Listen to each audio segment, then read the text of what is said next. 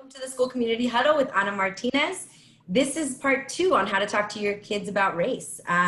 Welcome back to Quita Aguilar and Colin Ihara. Y'all, thank you so much for being here today. I'm so excited to continue the conversation. So many people gave me such great feedback on our last podcast, and so I was really excited to have you both back today. So our audience not only was families, even though that was my intention, but it's also a lot of educators and system-wide leaders. So welcome to anyone who's watching today.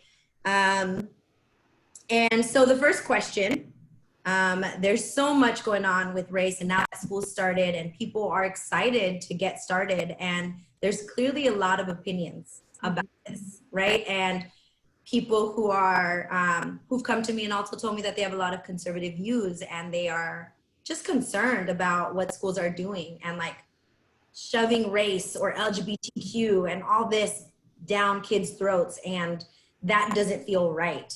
So I first want to talk to you about what is the best way for a school leader or a parent, or whatever your lens is speaking to you, to begin this work when it comes to talking to kids about anti-racist work, culturally relevant work, equity work.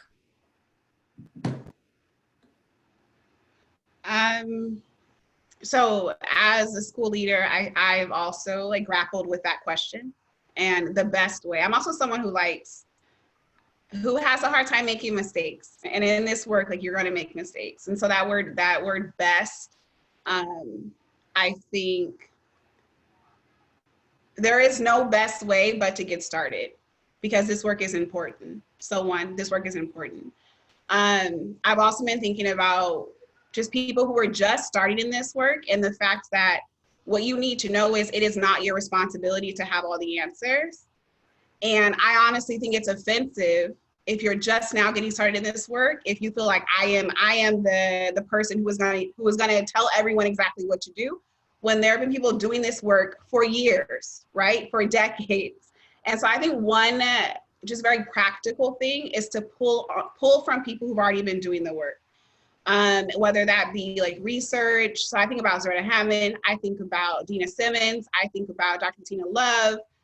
One easy way to get started is to acknowledge that if your journey begins right now, you are entering a journey that others have already been traveling in. So pull from experts, and by experts, I mean people who've been doing this work for a very long time.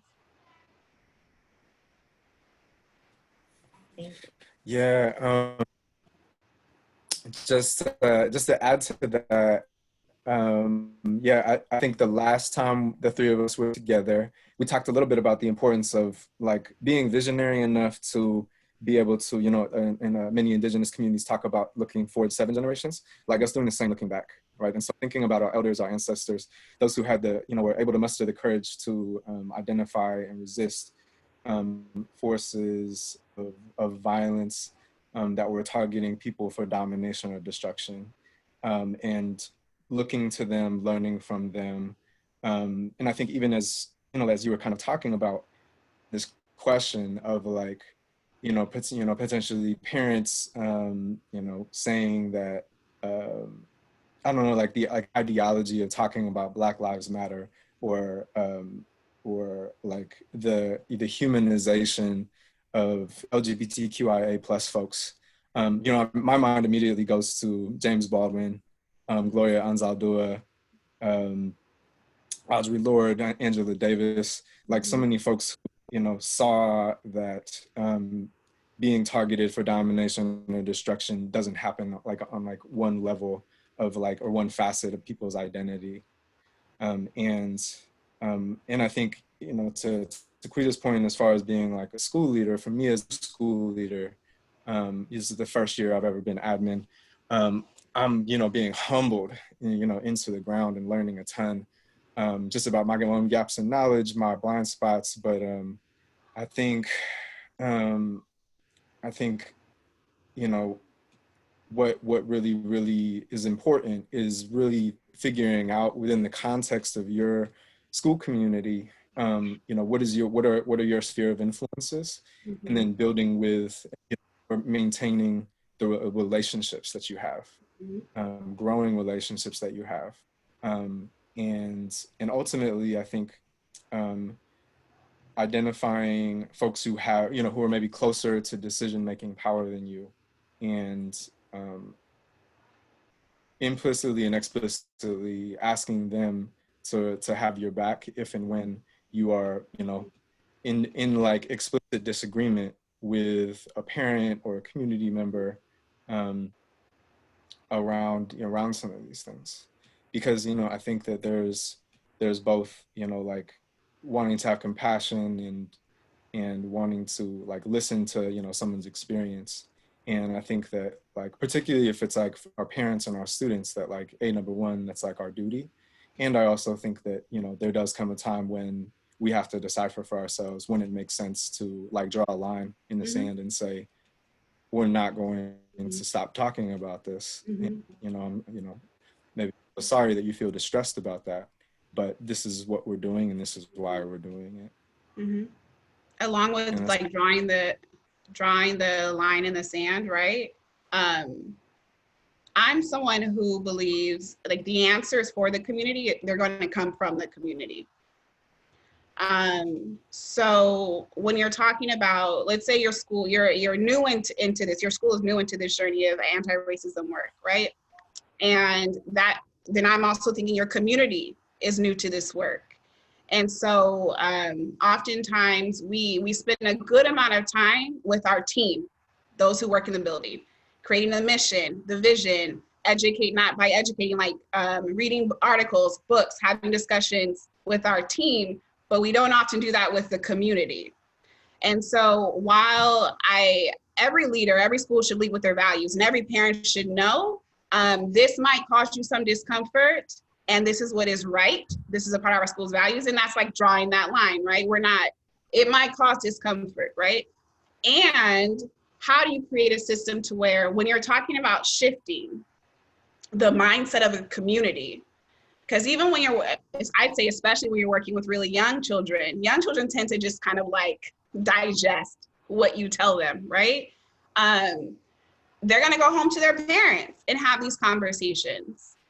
And if I have yet to even know that is your mission, that is what you're doing at the school, if I have yet to have conversations with you, when my child comes to me to have this conversation, I'm gonna experience shock because I am ill-equipped to have that conversation, whether I agree or disagree, right?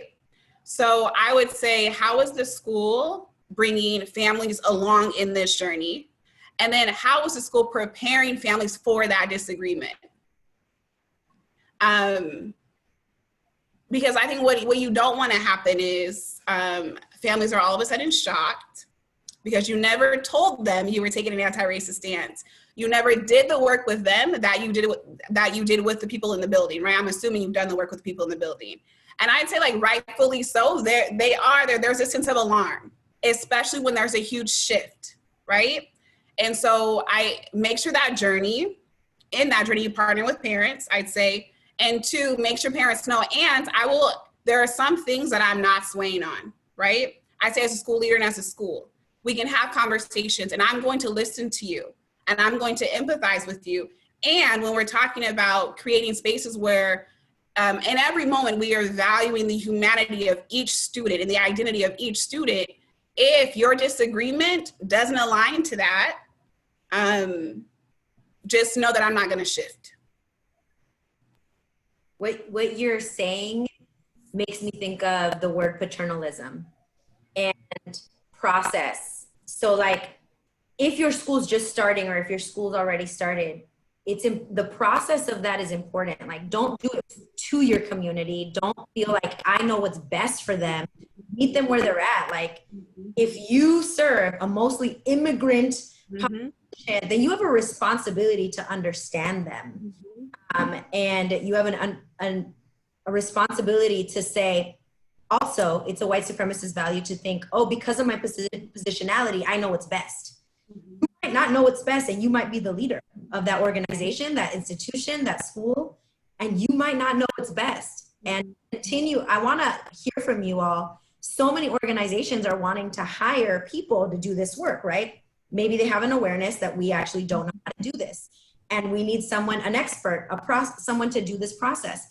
But yet they almost want like this washed version, this like version that's already been sifted through, that won't make me uncomfortable to do this work. And we're also maybe not wanting to be introspective about all the people we've pushed out, the mental models that got us to this place in the first place.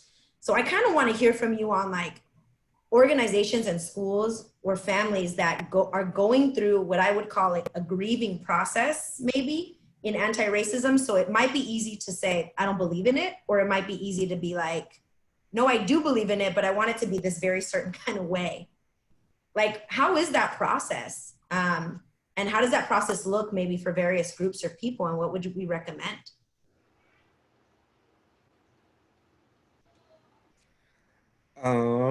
Well, I think the word that jumped out to me when you were talking is process.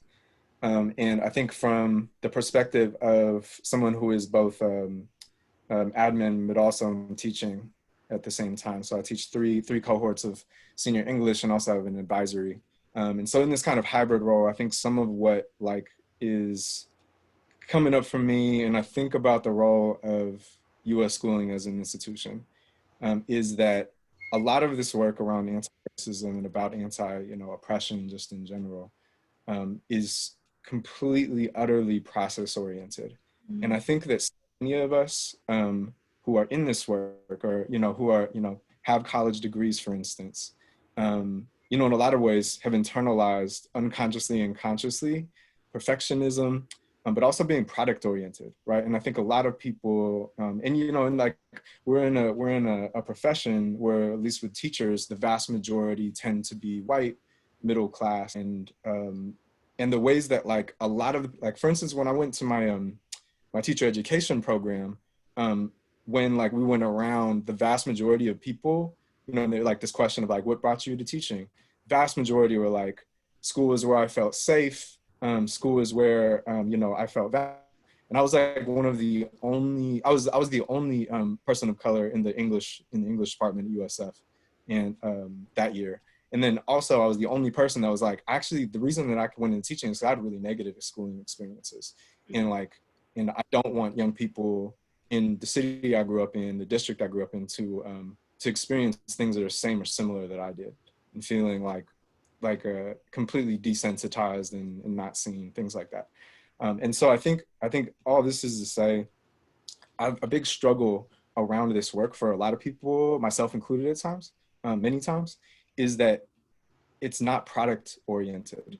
There isn't necessarily like a deadline where we're going to have this like, this like a presentation where we like meet these benchmarks and everything looks perfect and we like check off all these boxes. That it's messy, and then it's like constantly going and going and going, and it's really process oriented.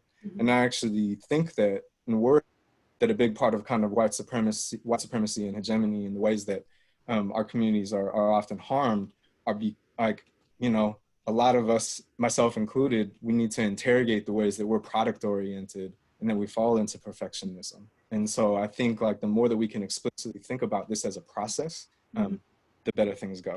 But that's just the initial, at least. Yeah. Speaking on the process piece, I know, like when I first started at the current school that I'm at, the data, it reflected much of like national data, right? When we have these opportunity gaps, like whatever you want to call them, with our students, our African-American students and our students with disabilities, right? And I think, so thinking about that right now, people are thinking possibly, right? Oh, we live in a racist environment. Anti-racism is the key. Let's just like do anti-racism. And that means reading, and that means talking about race, and that means telling the community that we're going to service Black students and whatever that is, right? And even when in my situation, when I thought about my African-American students, and this is someone like who was born in the community that I currently serve, right? Who is an African-American woman, I said, it is not okay for me to think I have the solution to this when I haven't talked to my Black parents and my Black students, because I had to recognize that my positionality in that one, I am no longer living in South Central Los Angeles, right? And that is the community that I serve. I am thinking about like income disparity, right? And my SES is very different from the community that I serve. And so who am I to come in and think that I'm about to have a solution for people who've been living in this community for years, 4 years, right? And so I wanted an answer, and I still want an answer. I want a product, right? I want, for all of my students, like I want to make sure that they can thrive at my school. And I had to take a step back, and we interviewed our Black students, because we were trying to figure out like what can we do better as a school, and the only people who can tell us that are Black students. And then we interviewed our Black parents, and we asked them similar questions, right? And that was one data point. We looked at other data points, and then at the end of a year of investigating, like where can we start with the product piece, we finally came up with small action items that are not the solution, but are small steps to getting there, right? And so when I think about this work, and to be honest, when I hear people, I'm gonna say dive right into anti-racist work and they haven't talked to their community, I'm like, you should probably talk to your community. When I hear people who are saying, well, we're just gonna center on Black students, I'm like, that's cool, I feel you, and you should probably talk to your community. Like like I hear you've talked to your staff at your school, like are they the people whose students go to that school? Do they live in the community? Because what's going to happen, parents are going to, they're gonna be upset because they're gonna be surprised. So limit the surprise. You can't reduce necessarily like at once someone who has very extreme views around not talking about Black Lives Matter or not talking about LGBTQ. You can't not immediately reduce it, right? But you can avoid the surprise. Yeah. That's powerful. Like the first step is talking to your community and letting them know. And it's out of respect, because what's happening is anti-racism came from the point that the schooling system was really much teaching like a certain kind of way, a kind of metric, and kids of color were failing, right? So even standardized tests, when we look at them, we're like, well, they were actually not created for kids of color, right? And then kids of color are being sent out of class at higher rates or dropping out at higher rates. So of course they're gonna score poorly or not taking into consideration a second language. It's just like so much, right? But that's the metric. And we're always being compared to, like we said on the last show, to whiteness, like, well, to our white counterparts, instead of saying, well, why don't we give an assessment that measures something different in a different type of way? Now, we can't abolish the education system in a year or in a few months. And I get that educators are excited. So teachers that are like, I really want this LGBTQ, or I really want Black Lives Matter, or I really want to talk about our immigrant families and, you know, our second language learners. Like, what one piece of advice would you say would be the good starting point? I hear talk to your families, but what other advice would we give them? And just to clarify, you're asking like about specifically like classroom teachers, or just folks in general who are working with young people, or like the folks in general who are working with young people, because every person that touches influences that young person. And I think one of you said it, like students are so influential, especially at the younger ages, and they love the adults they encounter. So what's their responsibility in being in front of kids and having this awakening, whether it's like, I have this new awakening on LGBTQ, Black lives, or whatever it is that their passion is right now?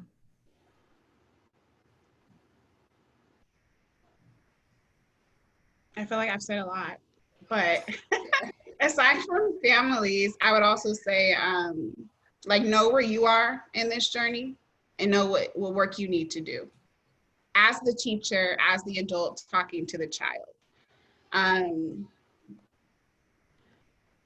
We run the risk of doing more harm, like re-traumatizing students, when we don't know where we are in that journey, or what we know and don't know, right? So in order to educate someone else, you need to make sure that you are also educated and that you recognize your triggers in this work. Um, that's the first thing that came up for me outside from talking to families. It's knowing that we as educators are not perfect people, that we were also programmed to think a certain way, right? We went through this education system.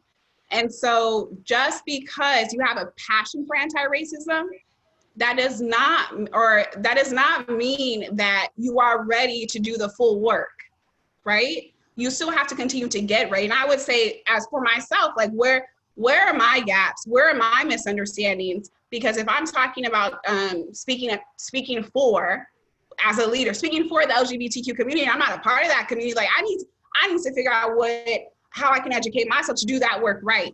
And I'm not saying don't do the work. I'm saying recognize that when you start, you don't have all the answers. And so you need to know where you are, how you've been educated, what deprogramming you need to do before you get in front of students and families, because you might have some of those same misconceptions or beliefs that we are trying to work against, and you don't even know it. Mm-hmm. Mm. So good. I really appreciate that. It's making me think of the, like, it's like a walk of, balancing, having one foot in like, self-criticism and like inviting critique, while doing, to not fall into self-doubt, because that can happen. And I've been there and I had self-doubt and paralysis because of that. And also, on the other side, having confidence in your abilities to, keep moving forward in this work without falling into arrogance, which I've done as well, and so being able to kind of pick yourself up when you realize that you fall into arrogance or that you fall into self-doubt, so that you can kind of keep moving along gingerly on that tightrope. And it's, precarious and it's really, really hard. I think, something, at least in my personal kind of journey, I think some of what that tightrope has looked like for me has been, understanding how important discomfort is for me as like a cis hetero, now middle class, white proximate man of color, right? And how important it is that I'm working hard to study, so that I'm not putting it onto, the plates of other people to educate me, to especially now as a new leader, to, be constantly inviting critique and to be doing my best to find a balance to where I am seeking out input from my community, and everybody, that's included in that, while also being as thoughtful as possible in how much emotional labor I'm asking of people too. And that's another tightrope walk that's incredibly challenging. And, and I've fallen off both directions many times, but I think, at least for me, to try to wrap it up a little bit, I guess, like not, I guess, refusing to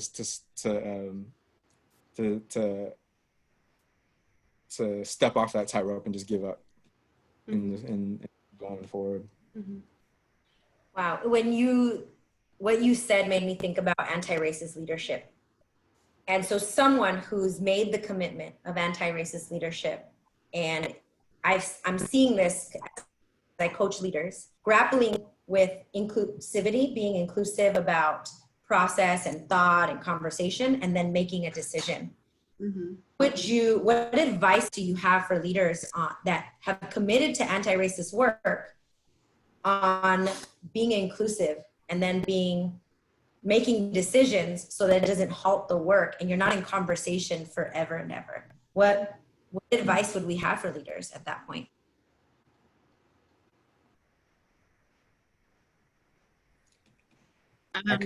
Go ahead. Oh, go ahead. No, you're fine. Go ahead.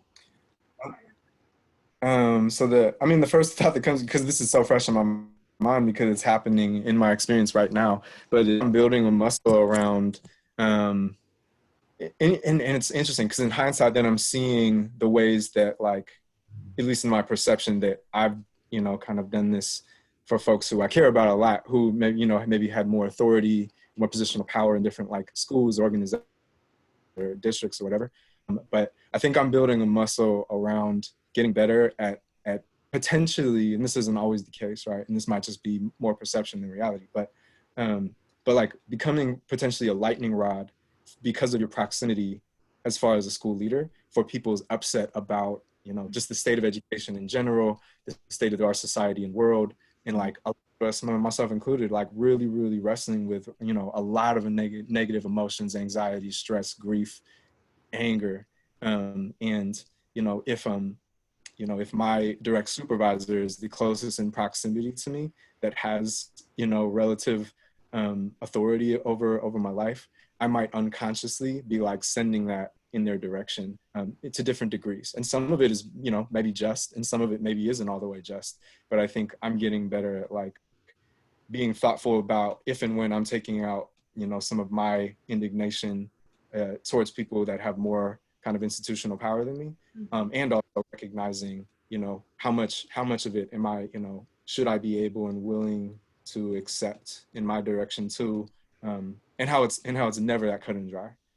It's never like you can just kind of cut it up into small pieces. Like this part was like I deserve that, and this part I didn't. It's really, you know, I would say close to impossible to figure out. But I think my just being able to articulate kind of the ways that emotions work, because we were talking about SEO last time, and the ways that you know, kind of our trigger responses to shame can work.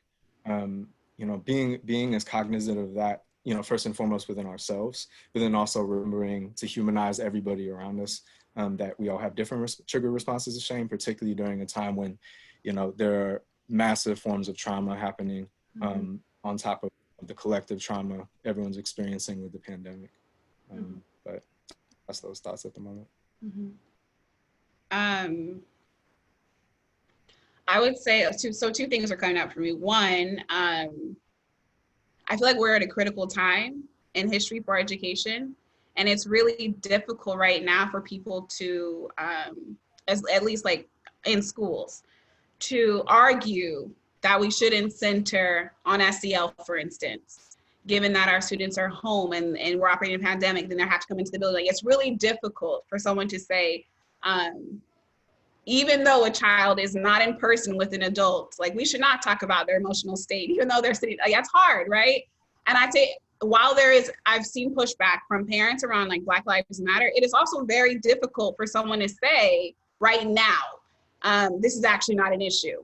Like that, I hear people say it, but then I'm also like, that population has decreased because we have media, like we have videos regularly of like evidence that Black lives don't matter to some people, right? So when that happens, it's a lot easier for a leader to like, you know what, I need to show up for my Black community right now because that was not okay because they are in mourning, right? So I'd say right now there's opportunities to move a little bit faster than there would have been in the past because of just whatever's happening around our country and around our world. That's one. Two, I would say it's a difficult balance because you don't want to move so fast that you alienate people. And you alienate good people who are willing to do the work, but who they're not quite there yet, right? That's a different kind of person. They're willing to do the work. They are down, they're just not there yet. So when you move too fast, you alienate them. And I'd say if you move too slow, you don't get work done, right? And so I would think like, what are your highest levers? What are your highest levers? There are some things that absolutely should not be happening in schools. So for instance, usage of the N-word toward Black students shouldn't be happening. You can move a lot quicker with that. In my opinion, you can move a lot quicker with that because that is dehumanizing, because that is offensive, and because you are traumatizing children on a regular basis. So let's start with that. Maybe you're not ready to have this conversation, right? And we'll get there. But here is a high leverage item we can talk about, we can do something about right now as we journey together. I appreciate that. It makes me think about, as I coach folks, like, what are your values in this world, right? So even if your beliefs have been shaped through our experiences, which they all have, and our situatedness, like maybe I am a brown person who was raised with money, or maybe I was a brown person raised with no money, like that really shapes my beliefs around certain things, but my values, my core values are still important. So like, what are your core values as a leader in this work? And you being a leader have a responsibility because you see things that in the work may not see. You have that grander balcony view. So that's where you have to trust yourself and align it with your values and align yourself with people who are different. And something you said, Colin, last time, it's just, I've been repeating it to myself and to others. It's love is not the absence of conflict. So I think that in society at work, we think comfortability and niceness, toxic positivity, making you comfortable, Colin, at the expense of me not speaking my truth about something is more important because maybe you have positionality over me instead of Colin is going to be uncomfortable to Quita, Anna at times because we are completely different people with completely different experiences, even though we all three believe in anti-racism and love and respect. How we approach that might be different.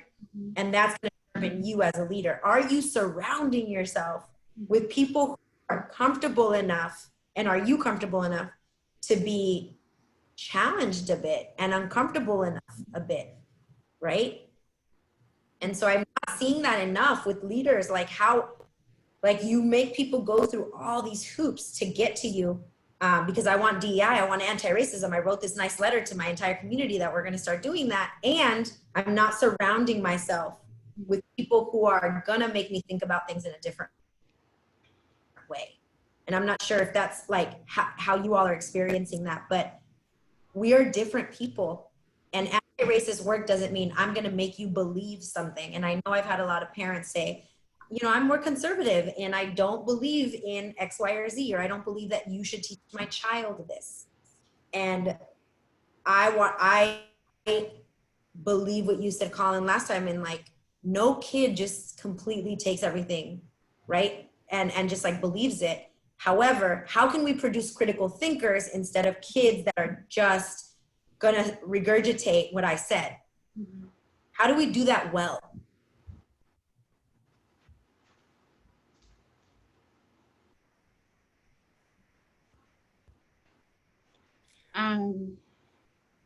Go ahead, Colin, go ahead. No, go for it, please. I'm just gonna say, classrooms should be spaces where kids are taught to question at a very young age. So that's one. They should be spaces where they get to experience different perspectives. And when I was in the classroom as a teacher, I would tell my kids all the time, don't just believe what I say. Like I'm trying my best, of course, to teach you, but please just don't come in here and believe what I say. Like, and I would put research in, right? Because these are my beliefs. You have to have your own. And so make sure kids know that they can question. Two, they need to hear different perspectives. And I think when it comes to, you mentioned like parents saying, you know, I'm conservative, I don't believe this. What we do believe in is people's humanity and their right to live in a place where they experience equality and where they experience like real civil rights. And that's what we're teaching kids, to value people's humanity and their identities. We're not teaching them to align themselves with their identities, right? And to be that person, but to show up as who you are and that that person is good enough, regardless of whether like you're like me or you're dislike me, we look the same, we have the same beliefs. We're teaching people to value people's humanity.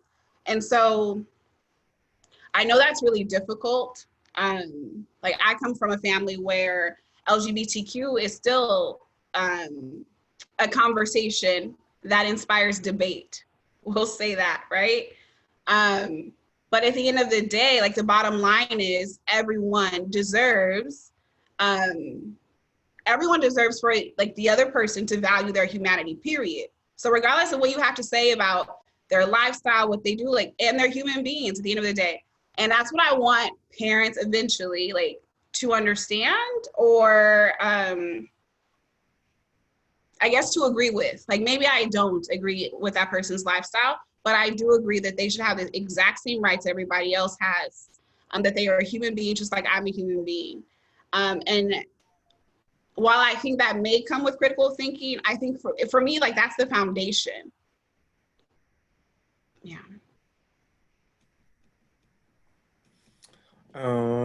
Yeah, I appreciate that. And I think at the moment I'm going back to, I know what you were saying about core values and how important that work is with people, because I think if you go there, you know, you can relatively easily connect, you know, say for instance, like maybe there's a young person who is struggling with, maybe they have a narrative in their head that's very different from mine around like that LGBTQIA plus and Black folks, and especially queer Black folks, like deserve like to be able to survive and thrive. And if I can reconnect, you know, figure out how to connect with that young person or their family around, say their core value of like courage and how important courage is. If I can, you know, and this is why I love, you know, this is why I've taught English for so long in ethnic studies, is because of how powerful I believe storytelling is, right? And even like you, Anna, doing something like this in a podcast, you know, comes from a legacy and a tradition, right, of storytelling and power that it has to shape and change the world.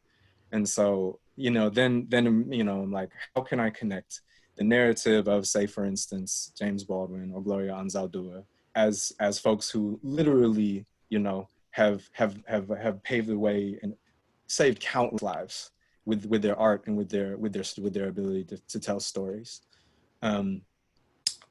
So I'm thinking about the core values piece, and then even just like in that particular core value, like courage, like this work takes courage. And I think of the way that Cornel West talks about courage as it being contagious, but also that like, you know, just a reminder that it doesn't mean that you're like not afraid or don't have insecurities or like, you know, feel terrified, which, you know, all of them for me all the time. Right. But it means that you recognize them. You actually actively work to look at like, how, like, am I scared right now? Am I terrified? You know, what am I insecure about? And you like, you know, actively work to interrogate that. And that's really hard work. And you can't do that by yourself by any means. You need to have, you know, blood and or chosen family, you know, that will support you in that process. And I think that like, ultimately, at the end of the day, to do things well. If we're just like putting out, you know, like a newsletter that says we're anti-racist now, but, you know, like Taquita said, like I'm not going and I'm not checking in students and asking them like, what do you need right now? How are you during this time? Then it's performative and it's not real. Wow, that's so good. Performative, yeah. And are you checking that your leaders, if you're a leader, are you checking your leaders are doing that, right? I'm going to end with this quote, and I want to hear from you all what this means to you. And if if you're a conservative parent, if you're an educator, a leader of a system, a politician, or a parent that is simply trying to understand distance learning and anti-racist work and make sense of everything going on during this chaotic time. As I coached a very veteran leader I've been doing equity work for the past 11 years. I'm still learning from the people I coach. Like, that is how I humbly enter any space. And they said something, they had something on their background that I was like, can we talk about that quote and what it means on your belief-based leadership and what consciously or unconsciously moved you to create that quote? So I want to hear from you. It's Cornel West. Education is soul crafting. So if we can't agree on anything else, we can agree that education is soul crafting. No race, no bias, nothing. There's no agenda there. It's just saying education is soul crafting. What does that mean to each of you when you hear that quote? Because it really moved me, and I carried it with me. I mean, I'm still carrying it today. And I thought, that's like Cornel West wrote that a while ago before this movement, right? And it really spoke to me. So I want to know what it means to you when you hear that quote, and bridging people across difference.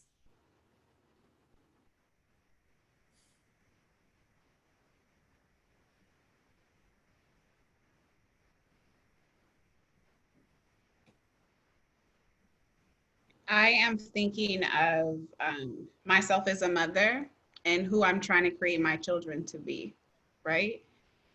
And their values and how their values show up in their actions. And parenting is teaching. You are educating your child, right? You may not be teaching mathematics every day or science or English, but you are definitely teaching your children 24/7. And so I'm thinking about who I want my son to be, right? When he becomes an adult and how I want him to show up. And that's the whole soul crafting piece, right? Like in my family, my kids know we don't lie to one another. Um, because like telling the truth is a core value of mine and it is a core value of our families. We might disagree, but we don't lie. And so when you show up for others, you show up in your truth, period. No matter how uncomfortable that is, right? And so I think Dominic, my son, when he's an adult, what he will be is an honest person. If he is nothing else, he will be an honest person, right? I'm teaching my kids to care about people, to like walk in somebody's shoes before you make a decision about who that person is, right? And they're kids. I was teaching you have no right to make a decision about who that person is. And you show up and you love people, period. And that goes to while like I may be, a heterosexual female, I recognize when my kids don't have access, right, to people who are not me. And they need to have access to those people because you need to know, regardless of difference, like you love people, period. And as I'm talking, as I'm thinking this through right now and the whole soul crafting and why I went straight to my kids, I want schools to be those spaces where we move beyond subject content matter, right? Move beyond math and science because we are raising people, children who will have beliefs at some point that we helped to shape, whether we were their parents, their teacher, their counselor, their principal, like they will have beliefs that we played a role in. And so I think it is about being really intentional about how you show up for kids and playing that role because at some point they will be adults with beliefs that we helped to create. Powerful. Thank you. Thank you, Tukwita. Um, so a couple things coming. And the first is another Cornel West quote where he says he believes that the devil is a lie, but that evil is real. And I think that I'm thinking about Carter G. Woodson, who wrote about what he called the miseducation of Black people, and I think like if and I agree that education is empowers our soul, right, and crafts our soul and shapes our soul, which is like the immaterial essence of life, right? And so that makes me kind of beg the question of like, what does it mean then when there are people who are actively working to crush our souls or to crush young people's souls, particularly Mm-hmm. Black and brown and poor young people, Mm-hmm. right? And actively working to miseducate them, Mm-hmm. and to steal value from them and from us and from our communities. And so I think part of the role of education in context with courage and anti-racist work, right, is about telling the truth about the forces at work that are trying to destroy the souls of our students and our families and ourselves. And like there are so many ways in professional middle class spaces that we operate in every single day that we sugarcoat these things or we dance around them. But I think that I feel critically hopeful because I feel like there is a growing mass, and it helps me to remember we don't need everybody. We need a critical mass of people who are becoming more and more courageous to tell the truth about those things.